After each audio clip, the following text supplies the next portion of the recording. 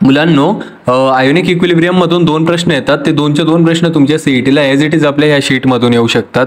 याच्यामध्ये मी PYQ important discuss केले, सर्वात कठीण प्रश्न घेतले, कॅल्क्युलेशन कशा सोप्या पद्धतीने तुम्ही करू शकता त्या सर्व गोष्टी सांगितल्या आणि महत्त्वाचं म्हणजे प्रत्येक व्हरायटी ऑफ टाईप्स ऑफ प्रश्न आपण कव्हर करण्याचा प्रयत्न केलाय. मी एवढंच सांगणार आहे तुम्हाला, जर का आलेच आहेत तर 2 मार्क कन्फर्म करून जा, पूर्ण व्हिडिओ बघा आणि मगच तुम्ही जा. मी एवढंच तुम्हाला सांगणार आहे, ठीक आहे मुलांनो, कारण की अत्यंत महत्त्वाची गोष्ट आहे. आपण सुरू करू मुलांनो.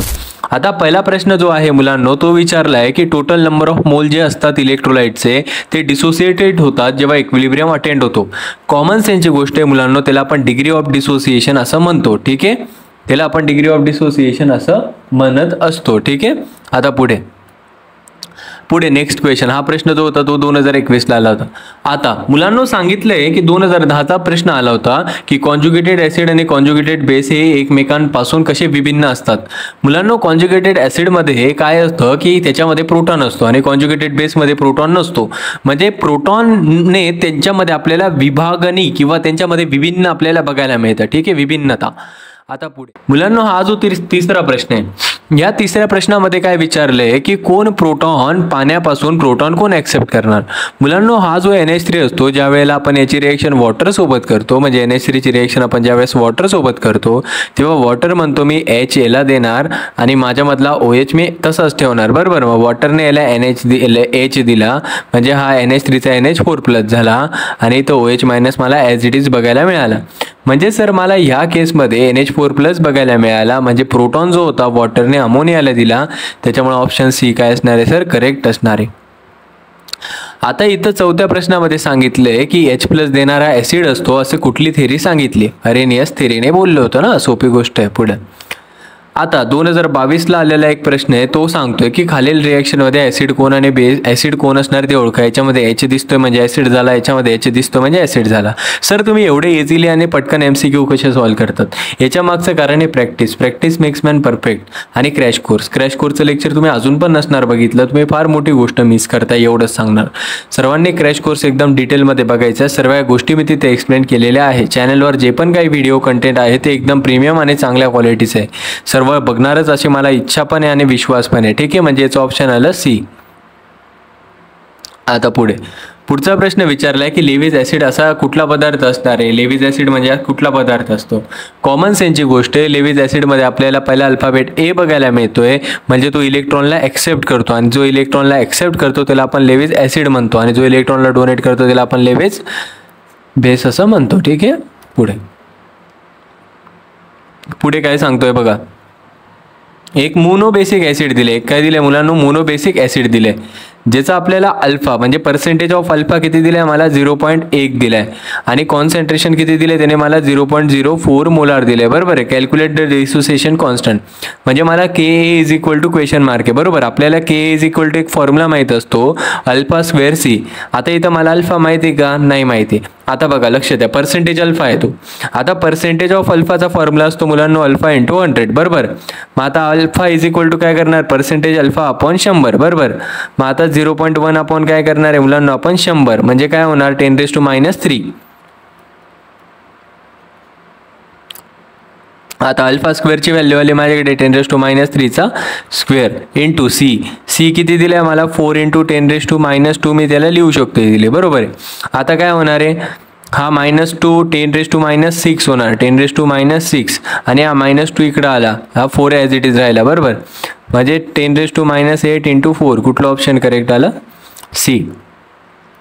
पुढे आता वीक मोनोबेसिक ऍसिड. आता एकाने काय सांगितलंय की एक वीक मोनोबेसिक ऍसिड आहे जे 10% डिसोसिएट होतं, म्हणजे पर्सेंटेज ऑफ अल्फा किती दिला मला 10 दिला आणि कॉन्सन्ट्रेशन किती दिले 0.05 मोलार, बरोबर. हां, आणि इथं विचारलंय की what is the percentage of degree of dissociation आणि इथं मला कॉन्सन्ट्रेशन दिले 0.10 मोलार, बरोबर आहे. आता मी काय केलं, इकडं जे दिले त्याला 1 कन्सिडर केला, बरोबर मुलांनो, आणि इकडे जे दिले त्याला 2 कन्सिडर केला, बरोबर. आता सर कसं जायचं, आम्ही कसं सॉल्व करायचं सांगतो, सर्व गोष्टी सांग. आता मला माहिती आहे की K is equal to alpha square C असतो, बरोबर आहे. आता 2 दिले, मी काय केलं, याला 1 म्हटलं आणि हा जो दुसरा होता त्याला मी काय केलं 2 म्हटलं, बरोबर. मग मला काय हवं आहे, अल्फा 2 स्क्वेअर हवा आहे. त्याच्यानुसार आपण सर्वांना मॉडिफाय करून घेऊ की अल्फा 2चा square is equal to alpha 1चा square into C1 upon C2. आपण आधी फॉर्म्युला व्यवस्थित लिहून घेतला. अल्फा 1 किती दिला मला, आता अल्फा 1चा स्क्वेअर आहे ना, आता पहिले तर आपल्याला याचं रूपांतर अल्फामध्ये करावं लागणार. मग आपण 10 कशाने डिवाइड करणार, 100ने, बरोबर आहे. मग मी ॲज इट इज लिहितो आता अल्फा 1चा स्क्वेअर, ठीक आहे. किंवा आपण काय करणार, हा 10 इंटू काय होणार, 100 वर जाताना -2 होणार, म्हणजे 10 इंटू -2 काय होणार आहे, 10⁻⁻1, बरोबर. म्हणजे वर काय आला, 10⁻⁻1चा स्क्वेअर म्हणजे -2 इंटू C1 किती दिल्या मला 0.05, किती दिल्या मला 0.05 अपॉन C2 किती दिल्या मला, C2 दिल्या 0.10, बरोबर. मी काय करतो, या 10⁻⁻2ला ॲज इट इज ठेवतो, खाली काय 10⁻⁻1 आहे, बरोबर. मी इंटू काय करतो, याला 5 लिहितो आणि इंटू 5 इंटू 10⁻2 आपण लिहू शकतो, बरोबर आहे. आता काय झालं मुलांनो, हा 10⁻1 वर जाताना प्लस होणार आहे, 10 होणार आहे. मग मी 5ला 10ने मल्टिप्लाय करून घेतो म्हणजे 50 इंटू काय होणार आहे मुलांनो, 10⁻2 काय होणार आहे -4. आणि ही जी व्हॅल्यू आली ती कसली आली माझ्याकडे, अल्फा 2चा स्क्वेअर, बरोबर. मग आता अल्फा 2चा स्क्वेअर आलाय, मग आता आपण अल्फा इज इक्वल टू काय करणार, टेकिंग स्क्वेअर रूट घेणार. आता 50 ॲज इट इज लिहिला इंटू 10⁻4 ॲज इट इज लिहिलं, बरोबर आहे. आता ॲप्रोक्सिमेटली 50चा वर्ग किती येणार, 7 7 49 होता म्हणजे 7. हा 10⁻4 बाहेर येताना 10⁻2 झाला, बरोबर. म्हणजे अल्फाची व्हॅल्यू किती आली माझ्याकडे 7 गुणिले 10⁻2. आता पर्सेंटेजमध्ये विचारले तर मी याला 100ने मल्टिप्लाय करणार, बरोबर. हा आणि हा कॅन्सल होणार, उत्तर 7 येणार. मुलांना जर का तुम्हाला अशी स्पीडने कॅल्क्युलेशन करायचं आहे ना, तर तुम्ही मला कमेंटमध्ये सांगू शकता, आपण तुमच्यासाठी टेक्निक एकदम छान लॉन्च करू, ठीक आहे. आता पुढे प्रश्नात काय सांगितलंय बघा, find OH minus concentration, find OH minus if monobasic acid is 3%, म्हणजे पर्सेंटेज ऑफ अल्फा किती दिला मला 3. आता लगेच तिचं रूपांतर पहिले करून घ्यायचं आहे की अल्फा इज इक्वल टू 3/100, बरोबर आहे. आता जेव्हा त्याचं कॉन्सन्ट्रेशन काय असणार आहे मुलांना 0.04 असणार आहे. आता इथं लक्ष द्या व्यवस्थित, ज्या वेळेस पण तुम्हाला OH मायनसचं कॉन्सन्ट्रेशन फाइंड करायचं असणार आहे, लक्ष द्या, OH मायनसचं कॉन्सन्ट्रेशन आपल्याला किती दिलं आहे 0.04 दिले, बरोबर आहे.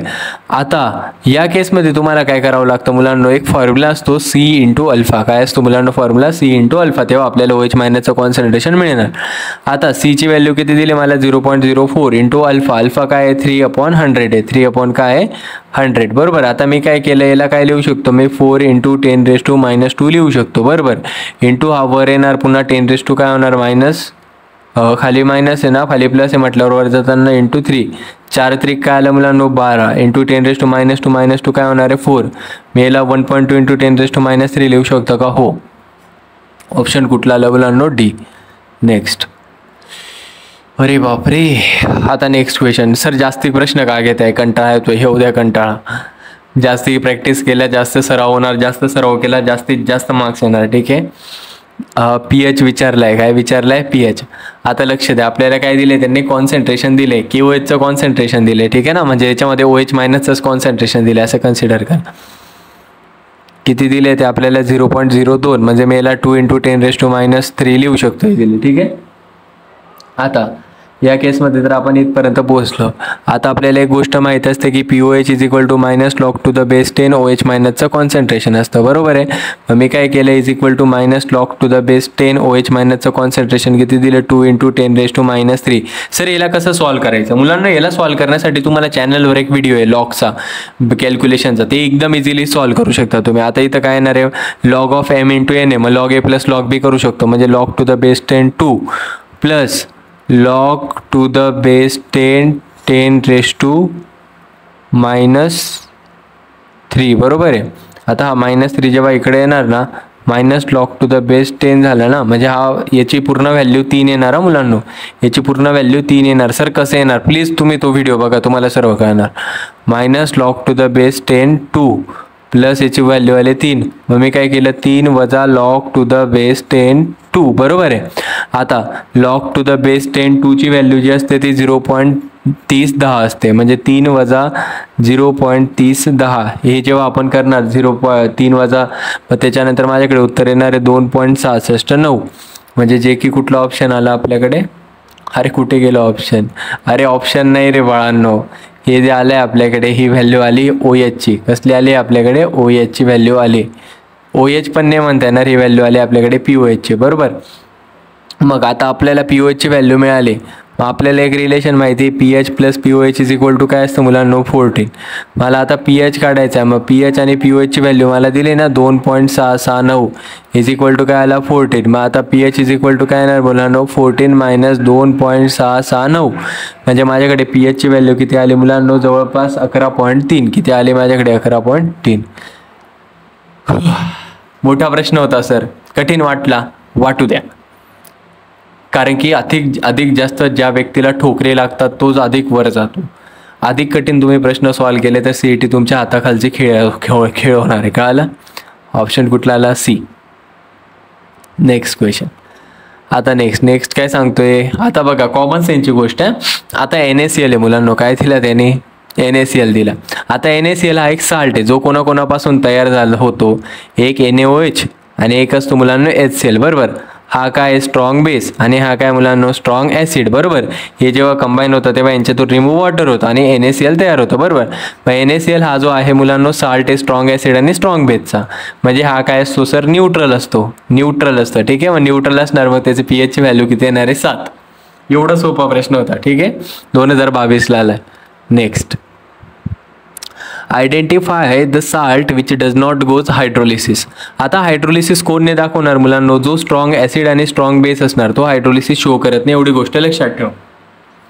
सर हे कसं लक्षात ठेवायचं आम्ही एवढं, याच्यासाठी तुम्हाला क्रॅश कोर्सचं लेक्चर बघणं गरजेचं आहे. आता हा जो KNO3 आहे, आता हा KOH आणि HNO3 या दोन गोष्टींपासून तयार होतो.